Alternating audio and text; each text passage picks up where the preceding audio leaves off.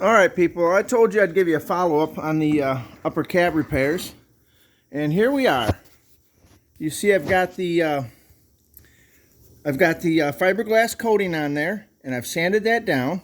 I put 2 coats on there and it pushed it all through the seams so that it's like a waterproofing, so that if there's any pinholes or anything like that in the stitch weld that I did, you will have a situation that says, we got a backup. Okay, and that fiberglass stranded, it's like a Bondo situation. When that goes down, that is a sealer. It's a moisture preventative as well. It keeps the moisture off the bare metal and stuff like that, that once you push it into it. And on the back side, I actually put a nice coat of it too, which actually helps strengthen the area that you welded the patch panel in, which is right in here.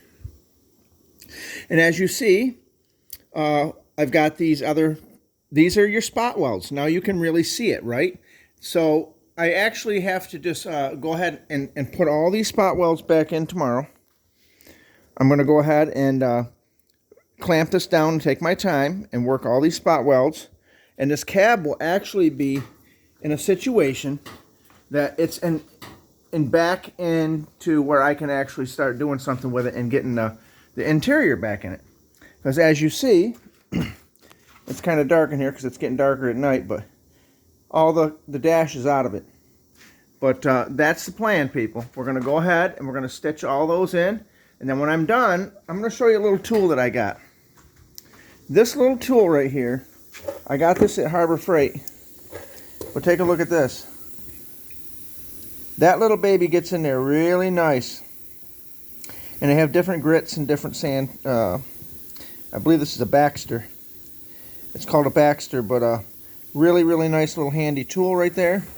And the situation with the spot weld cutter that is here, okay, I'm going to try to show you that so you can see what I'm talking about. Hold on. We're getting there. Right here it is. Okay. So as you see, I want to show you something. You see this little tool right here? Let me back up to get it focused. You see how it's got like a hole saw on the outside? And this piece right here, I don't know if you can see that, but it actually goes in and out. What you do is you find your spot weld, okay, and you don't want to cut through both pieces of steel, right? You only want to relieve the skin so that you can pull that panel off. I take a prick punch and I knock it right in the center, and then I put this on there, and what it does is it cuts the skin. You got to go all the way around and find all of them, okay, all the way around, and that's how I got the patch panel, or excuse me, not the patch panel. That's how I got the skin off the top in order to fix this patch panel up in here. But that's a handy little tool right there, and if you can see, one side's all worn off and tore up. This actually flips over, so you have 2 different goes at it. You know, you have 2 different times you can go at it, and you can, when one's worn down, the other side you can go ahead and flip it over. And this one's, you know, after I do a few more, or maybe if I got any more work to do, this will get thrown out. And then, you know, I think it was like $8 or $9. But who knows? Maybe there's better ones. This was from Harbor Freight, I believe. So that's the situation there. And then, you know, we're going to get this baby in epoxy primer, but we got to do a little more finish sanding and some little Bondo work. But take a look at that tool. That is quite the little tool. Now you can use this little roll off here. This is good for sanding things right here. And remember to put a little, you know, don't just put any oil in it. Don't spray WD-40 in it. Make sure you're using, let me get some light over here now. Make sure you're using actual air tool oil, okay? And, well, let's get to our sponsor. So today, what we've got for a sponsor, it's a local product here in Syracuse. And, ooh, there we got some light now. And it's actually Hoffman hot dogs. So here we go. We got her cooked to perfection. As you can see, this ain't my first one I've had today. We'll put that right in some ketchup. Right fresh off the grill. Got a beautiful flavor. It's got a nice skin that's that they case them in. And the other situation I wanted to tell you is, when you're buying ketchup, I'm a ketchup connoisseur. when you're buying ketchup, they make everything with corn syrup. Everything. It don't matter what it is, cereal. And if you don't know what corn syrup is, I mean, do your research. It's not even allowed in some countries anymore.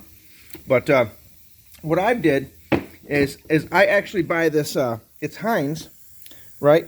But it's simply no artificial sweeteners. And what that means is they put real sugar in it. Your body can recognize real sugar, okay? It doesn't know what to do with corn syrup. The corn syrup is garbage, guys, just so you know. You probably already know that, but anyway, Hoffman hot dogs.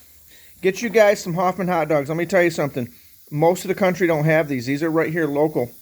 You can get these local, and how do you like my plates? I got this, these plates, I get them at the camping place.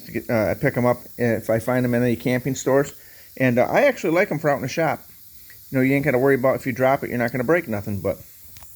Well, anyway, that's the situation, and Hoffman hot dogs, pick you up a pack at Walmart or your local store. But yeah, so that's the deal with the cab. Tomorrow, I mean, if everything goes smooth and I don't have nothing else going off and any kind of emergencies happening, what I'm going to do is I'm going to pull that cab outside if it's not raining, and I'm going to go ahead and I'm going to stitch all them spot welds on. That should take me probably 3 or 4 hours to do it right, to let it cool down in between the welds, and take your time. And then what I got to do is take this puppy right here, and I got to go through and each one of them spot welds, I got to just smooth out the tops and get that high hump off of them, because at the end of the day you don't really want the high hump in there. You want to just make it look like it's one piece of panel that goes across there, because I've got to get this seam sealer in there, and we want to seal that off so that you don't get any moisture in there. And then we'll be one step further ahead on the Dodge, the 1986 Dodge Ram. So, all right, people, you have a good night, and I'll give you one last look here.